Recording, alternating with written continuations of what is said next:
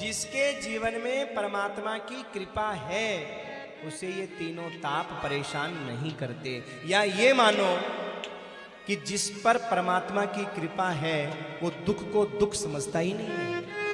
और सज्जनों सच बात है, दुख है ही नहीं, दुख नाम का कुछ पदार्थ नहीं है।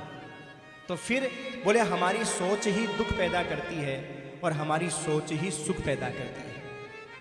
उदाहरण के लिए बताऊं, जैसे मानो कोई आदमी नीचे बैठा है और एक ऊपर बैठा है। अब उसकी इच्छा थी कि मैं ऊपर बैठूं, पर वो गलती से नीचे बैठ तो गया। अब बार बार सोच रहा कि वहां कैसे बैठूं, यहाँ बड़ा दुख हो रहा है, बड़ा दुख हो रहा है। अब देखो, अब वो दुख मान रहा। और एक व्यक्ति ऐसा है जो ये सोच रहा है नहीं नहीं नहीं भाई, भगवान ने मेरे पैर बिल्कुल ठीक दिए हैं, मैं स्वस्थ हूं, मैं बीमार होता तो ऊपर बैठता, मैं स्वस्थ हूं तो मैं ऊपर क्यों बैठूं, मैं तो भागवत में आया हूं, मैं नीचे बैठा हूं। खुश है वो सुखी है महाराज, दोनों नीचे बैठे हैं। पर एक ने अपने आप को दुखी मान लिया है, एक ने अपने आप को सुखी मान लिया है। दूसरा उदाहरण बताऊं, आप नवरात्रि में 9 दिन तक भूखे रहते हो, बड़े सुखी रहते हो, वाह माता जी की कृपा है, व्रत है, 9 दिन भूखे रहे, आप खुश रहे, आपको सुख मिला, बड़ा आनंद आया, आता है ना। संयोगवश एक दिन आपको व्रत नहीं हो और सुबह से शाम रोटी खाने को न मिले, क्या होगा? दुख होगा ना। क्यों भाई, 9 दिन भूखे रहे, दुख नहीं हुआ? क्योंकि उन 9 दिनों में आपके मन ने मान लिया था कि व्रत है, इसलिए मन सुखी था, मन समझ गया।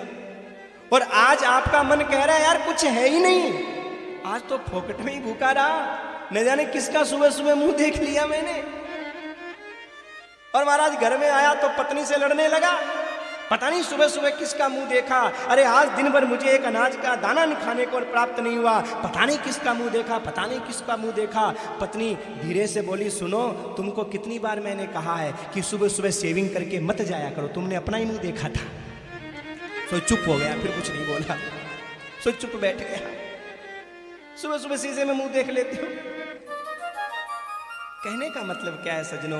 कहने का मतलब यही है कि मन जब समझ जाता है तो इंसान सुखी हो जाता है, और मन जब नहीं समझ पाता तो मन इंसान दुखी हो जाता है। बाकी सुख दुख दुनिया में कुछ नहीं है। और जिस पर परमात्मा की कृपा होती है वो अपने मन को समझा लेता है और वो ये समझ जाता है। आप भी याद कर लेना, क्या आनंद था, आनंद है, आनंद में रहेंगे, कल क्या हुआ कल क्या होगा इसकी चिंता न करेंगे। हो कल क्या हुआ कल क्या होगा इसकी चिंता न करेंगे।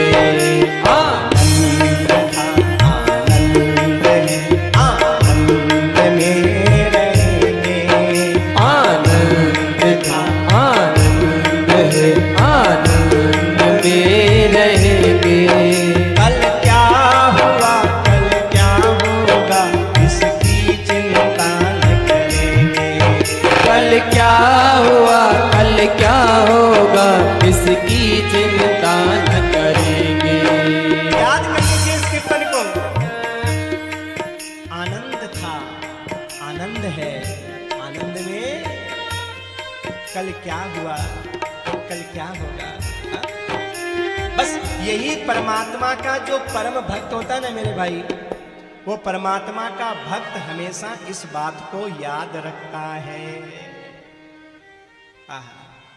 बहुत सुंदर सजनों, जो परमात्मा सत स्वरूप है, चित स्वरूप है, आनंद स्वरूप है, तीनों प्रकार के दुखों का हरण करने वाले हैं, तापों का विनाश करने वाले हैं, जो परमात्मा उत्पन्न करने वाले हैं, पालन करने वाले हैं, संहार करने वाले हैं, उन परमात्मा को हम प्रणाम करते हैं। ये भागवत के महात्म्य के पहले अध्याय के पहले श्लोक में बताया गया। यानी परमात्मा को प्रणाम करने के बाद में भागवत का महात्म्य प्रारंभ होता है। और ये कथा हमें संकेत कर रही है, क्या?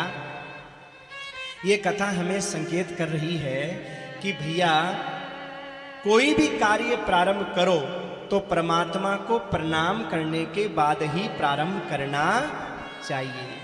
क्यों? क्योंकि जब परमात्मा को प्रणाम करने के बाद में कोई कार्य प्रारंभ करते हैं तो उसमें अपने आप का कर्ता अभिमान नहीं होता, उसमें करने वाला वो परमात्मा ही होता है। करने वाला तू ही है, बस नाम मेरा हो जाता है।